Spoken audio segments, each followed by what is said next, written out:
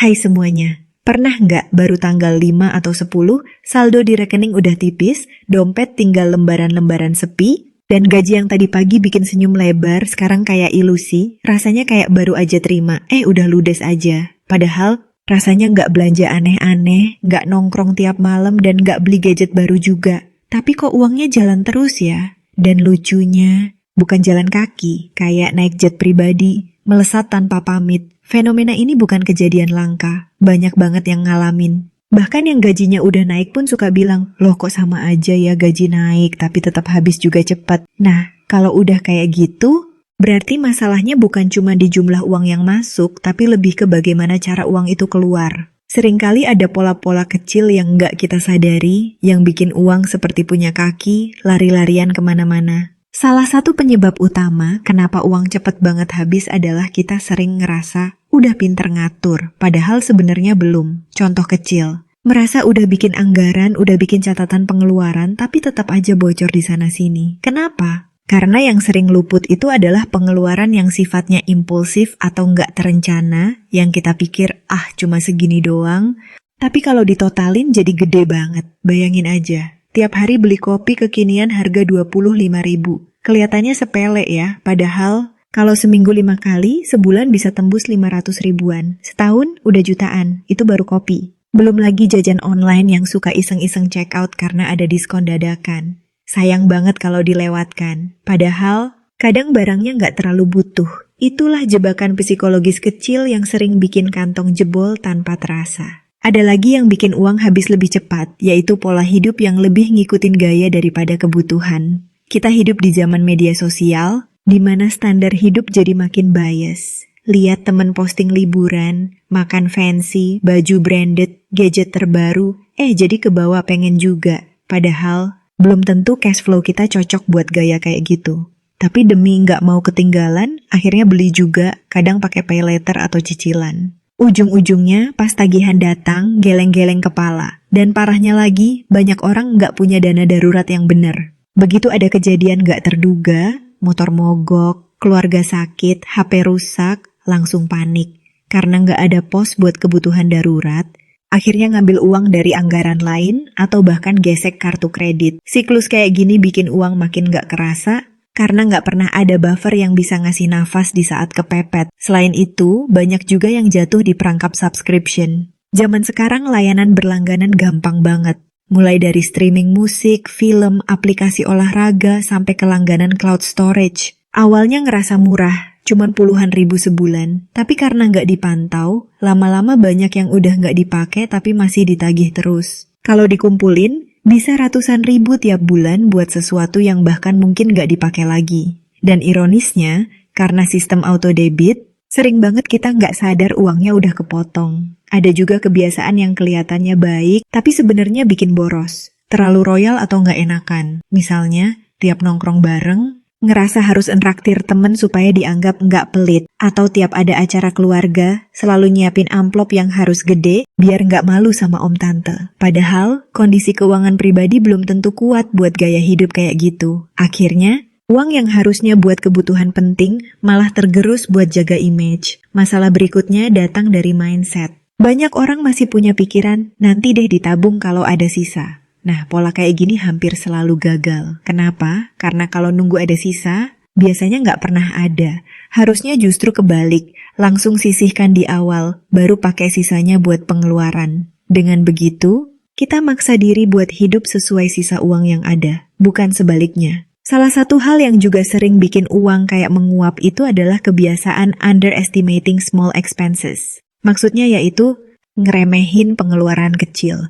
Jajan gorengan, beli minuman botol, beli kuota tambahan, beli stiker digital tipis-tipis. Tapi kalau dirunut, pengeluaran kecil yang cuma 2.000, cuma 5.000 itu kalau dikalkulasiin setahun bisa bikin kaget sendiri. Ini yang bikin banyak orang ngerasa padahal nggak beli barang gede kok tetap aja boros. Lalu, nggak punya perencanaan keuangan jangka panjang juga bikin uang gampang habis. Banyak yang cuma mikir buat bulan ini doang, nggak ada rencana buat 6 bulan ke depan, apalagi buat 5 tahun ke depan. Jadinya semua uang yang masuk langsung dipakai, nggak ada pos buat investasi. Nggak ada proteksi buat hal tak terduga. Jadi begitu ada kejadian di luar rencana, langsung chaos. Uang yang seharusnya bisa diputar buat nambah aset, malah ludes buat nutup kebocoran. Selain itu, ada kecenderungan manusia buat ngejar dopamin instan.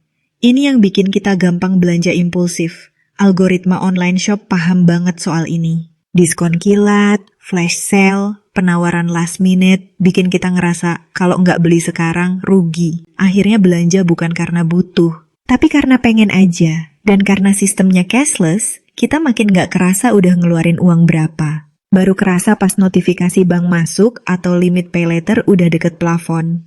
Banyak juga yang nggak sadar pentingnya budgeting yang realistis. Kadang bikin anggaran terlalu ketat, nggak ngasih ruang buat pengeluaran spontan. Akhirnya, pas bosen atau stres, malah jadi belanja buat pelampiasan. Dan itu jauh lebih besar daripada kalau sejak awal udah disisihkan pos buat leisure. Budget yang nggak fleksibel kayak gini justru gampang bikin pengeluaran makin kacau karena diliputi rasa bersalah yang malah memicu belanja impulsif. Ada pula yang nggak ngerti bener soal prioritas keuangan. Misalnya, lebih milih upgrade gadget terbaru tiap tahun. Sementara tabungan pensiun kosong. Atau ngerasa penting banget buat punya mobil biar kelihatan sukses, padahal cicilan mobil itu makan hampir setengah penghasilan per bulan. Pola kayak gini bikin cash flow jadi berat sebelah. Uang yang bisa dipakai buat hal-hal yang lebih berdampak jangka panjang, malah kejebak di lifestyle yang over budget. Belum lagi kalau suka ngandelin utang konsumtif. Punya mindset, nggak apa-apa utang, yang penting cicilan lancar. Padahal, cicilan yang terlalu banyak bisa nyedot cash flow bulanan, bikin sisa uang buat kebutuhan pokok makin tipis. Yang bahaya, banyak orang nggak berhenti sampai di satu cicilan. Karena udah biasa bayar cicilan, jadi ngerasa aman buat nambah lagi. Lama-lama, penghasilan tiap bulan cuma numpang lewat buat bayar utang. Masalah lainnya adalah kurang peka sama timing pengeluaran. Banyak yang nggak nyadar kalau pengeluaran besar biasanya datang di momen tertentu, musim sekolah, lebaran, akhir tahun. Karena nggak siapin dana khusus buat momen kayak gini, akhirnya begitu waktunya datang, langsung nguras rekening tabungan. Abis itu, buat bulan-bulan berikutnya, keuangan jadi ngos-ngosan. Dan yang nggak kalah penting adalah kurangnya evaluasi rutin. Banyak orang jarang banget ngecek ulang pola pengeluarannya. Padahal, dengan evaluasi tiap bulan atau minimal tiap 3 bulan, kita bisa tahu mana pengeluaran yang udah nggak relevan, mana yang bisa dipangkas, dan mana yang sebaiknya dipertahankan. Tanpa evaluasi, kita kayak naik mobil tapi nggak pernah lihat speedometer atau sisa bensin. Jalan terus, tapi nggak tahu kapan bakal mogok. Di luar semua itu, kadang masalah paling mendasar adalah kurangnya kesadaran soal value dari uang itu sendiri. Banyak yang ngerasa uang itu buat dihabiskan, bukan buat diolah. Akibatnya, tiap dapat uang, fokusnya langsung ke gimana cara ngabisinnya. Beda banget sama mindset orang yang fokus bikin uangnya berkembang, yang selalu mikirin gimana supaya uang yang masuk bisa kerja buat dia, bukan cuma lewat begitu aja. Ujung-ujungnya, kalau mau uang nggak cepet habis, memang butuh perubahan pola pikir dulu. Mulai dari nyadar bahwa pengeluaran kecil bisa bikin bocor besar, sampai ngerti pentingnya punya rencana keuangan jangka panjang. Juga, belajar buat bilang enggak ke pengeluaran yang sebenarnya nggak sesuai prioritas. Kadang, langkah kecil kayak rutin review pengeluaran atau disiplin nabung di awal bisa bikin perbedaan besar banget dalam jangka panjang. Jangan lupa, rasa puas nggak selalu datang dari belanja atau punya barang baru. Justru, banyak yang ngerasa lebih tenang dan puas kalau punya kendali atas keuangannya. Punya tabungan aman, investasi jalan, nggak pusing tiap awal bulan. Dan buat sampai ke tahap itu, yang dibutuhin bukan gaji yang makin gede terus, tapi cara kelola uang yang makin bijak. Jadi, kapan mulai benahin cara ngatur uang? Ingat, nggak perlu nunggu jadi kaya dulu. Justru kebiasaan baik harus dibangun sejak sekarang, sekecil apapun penghasilanmu. Karena yang bikin orang kaya beneran bukan cuma besarannya, tapi gimana mereka bikin uang yang ada bertahan dan berkembang. Semoga video ini bermanfaat. See you di next video.